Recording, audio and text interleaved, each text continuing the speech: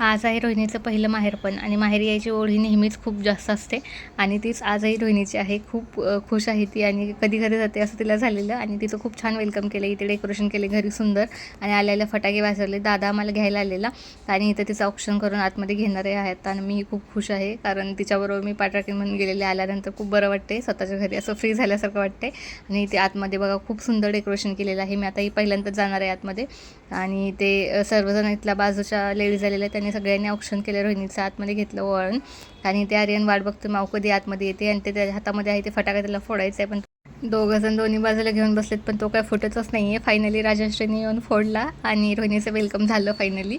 आणि ती बघा किती खुश आहे, ती खूप आनंद होतो आज तिला. आणि घरी आल्यानंतर तिच्याकडून दुर्ड्या आलेल्या त्या सोडून घेतल्या. सगळ्या लेडीज बोलवलेल्या मम्मीने ऑलरेडीच, आम्ही याच्या आधीच सगळे येऊन बसलेले आमची वाट बघत आणि ते छानसं दुर्ड्या सोडून घेतल्या. आज खूप दिवसानंतर रिलॅक्स झाल्यासारखं वाटतं, त्यामुळे आज आराम करणार आहे. आजसाठी एवढंच. भेटू म्हणजे नेक्स्ट व्लॉगमध्ये. तोपर्यंत bye. Thank you so much for watching.